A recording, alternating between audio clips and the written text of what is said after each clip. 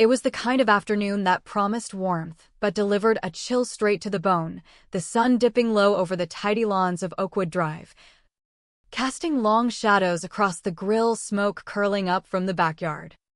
Emily pulled her sedan into the driveway, the engine ticking down like a countdown she hadn't agreed to. She smoothed her simple navy blouse, the one her mom would call practical with that faint edge of disapproval, and grabbed the small velvet box from the passenger seat. A custom-engraved bracelet for her dad, something she'd saved for months. Etching strengthened silence on the inside, words she'd lived by far too long. Balloons bobbed against the mailbox. Red, white, and blue like a forced patriotism. And laughter spilled from behind the house. Her sister Sophia's voice cut through it all. That polished laugh she'd honed from years of networking events and Instagram lives. Emily stepped inside the split-level ranch home, the scent of ribs and coleslaw hitting her like a memory she wished she could rewrite. "Hey, kiddo," her dad muttered from the kitchen island, not glancing up from stacking solo cups. "Traffic bad?" She wasn't late. The invite said 3 p.m. And it was 2:58. Her mom emerged from the hallway, lips pursed as she eyed Emily's outfit. "Honey, that top washes you out. You should have gone with something brighter, like Sophia did." A quick peck on the cheek. More air than affection. And then she was gone, fussing over the charcuterie board. Emily's chest tightened, but she forced a nod, placing the gift box quietly on the counter amid the clutter of wine bottles and half-chopped veggies. No one noticed. The party ramped up as guests trickled in, neighbors, aunts, uncles, all orbiting Sophia like she was the sun in their little suburban solar system. Banners fluttered, cheers to Sophia's big break. Not a whisper of Emily's name, though they shared the same birthday, down to the hour. Emily hovered at the edges, plate in hand but appetite gone, listening to the toasts. Uncle Mike raised his beer first, to Sophia, landing that marketing director gig at the agency, proof that hard work pays off in this family. Laughter rippled, her dad clapping loudest. Emily's fingers dug into her palm. Hard work?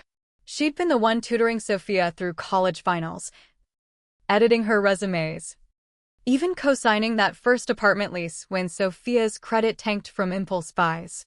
As the slideshow flickered on the living room TV, Sophia's baby photos, her prom queen crown, her recent TEDx talk, Emily scanned for herself. There she was, blurred in the background of a family vacation shot, or cropped out entirely from the group hug at Sophia's graduation. Aunt Linda leaned over, whispering, "Where'd you disappear to in these?" Emily's throat burned. "Must have been behind the camera," she replied, voice steady, but her mind screaming. Being invisible hurts worse than a slap. At least a slap acknowledges you're there. She excused herself to the bathroom, splashing water on her face, staring at the mirror. High school valedictorian. No party. First job promotion. A text thumbs up. Always the reliable one. The fixer. But never the favorite. Back in the fray. She overheard her name, finally. "Emily still around?" her mom asked absently. Sophia waved it off, probably fixing something. Emily approached her mom in the kitchen. Voice low, "Mom. It's my birthday too. Remember?" Her mom's eyes flicked away. "Sweetie. Sophia just closed a 6-figure deal. Let's keep the focus where it belongs." The words landed like a slow poison, seeping in without immediate pain but promising agony later. Emily nodded, retreating to the patio's far corner, where the string lights didn't quite reach.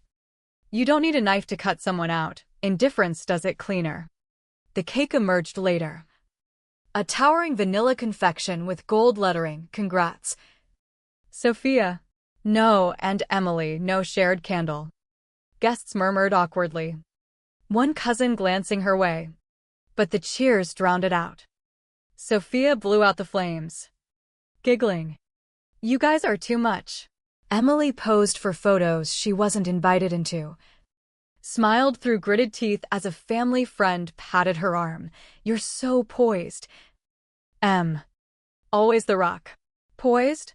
Try petrified, frozen in place while they chipped away at her. Driving home that night, the velvet box still unopened on the seat beside her, her dad had set it aside without a peek. Praising Sophia's imported scotch instead, Emily's grip on the wheel tightened until her knuckles whitened. "They won't remember this as my day," she whispered to the empty car. "But I'll make sure it's the last time they forget me." The streetlights blurred through unshed tears. Not of sadness, but awakening fury. Back in her modest condo, she didn't collapse, she calculated. Laptop open. She pulled up bank statements, scrolling through years of quiet sacrifices. $1,200 for Dad's knee surgery copay.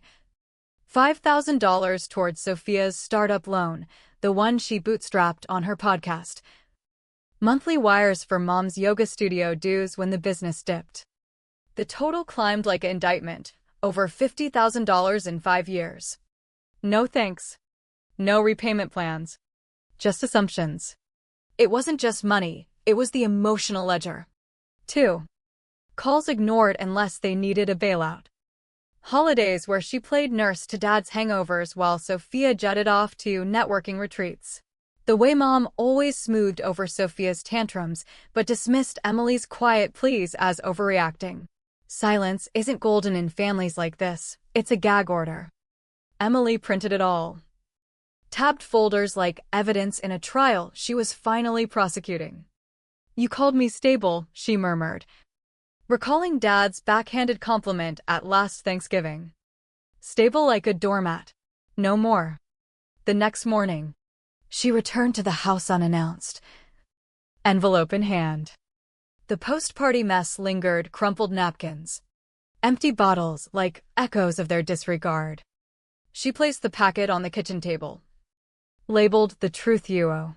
Outside, Dad and Sophia laughed by the pool. Him boasting. These welfare queens. Leeching off the system, disgusting. The irony hit like a gut punch. They'd been leeching off her for years. She slid the patio door open. "We need to talk." Dad's brow furrowed. "Back so soon? Thought you'd sulk longer." Emily's voice didn't waver. "This isn't sulking.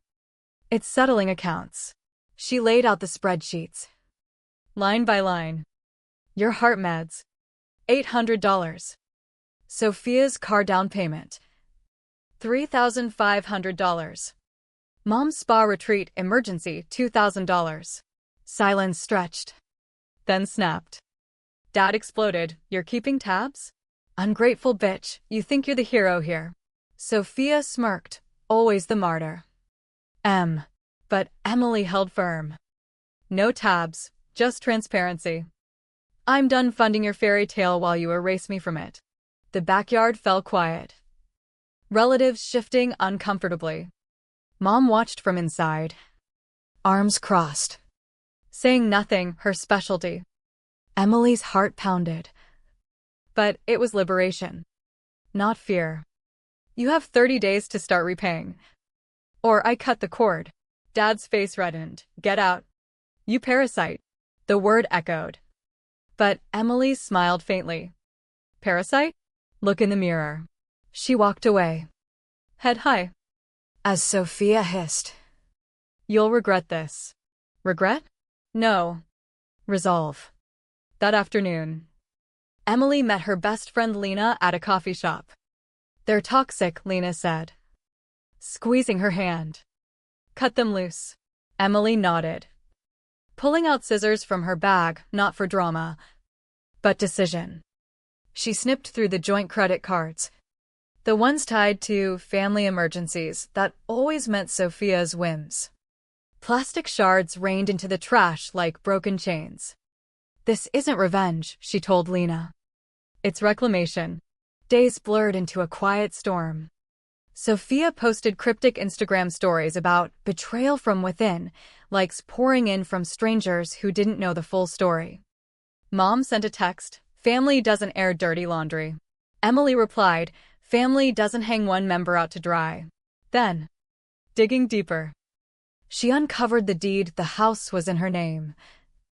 A temporary favor from years ago when their credit cratered. "Just until we refinance," Dad had promised. Lies.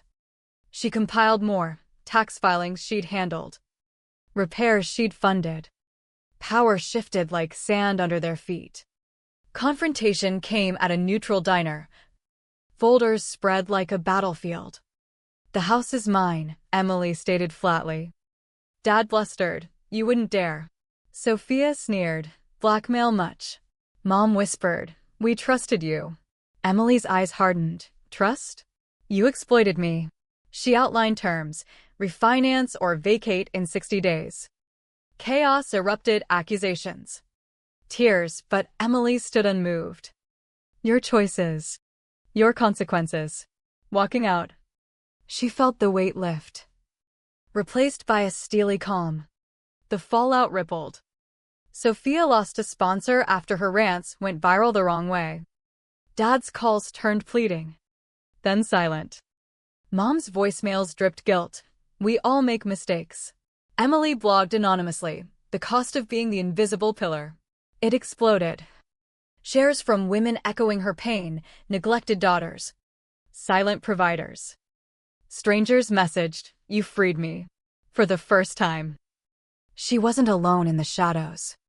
Weeks later, a certified letter arrived, no apology. Just acknowledgement from Dad, "You were right." Emily filed it away, buying a cozy townhouse with her reclaimed savings. No more funding their facade. At a women's empowerment conference, she spoke, "Silence breaks you until you wield it." Applause thundered. And in the crowd, Mom stood, nodding once before vanishing. Emily didn't chase. Closure whispered, freedom from the family that cost her everything but taught her worth.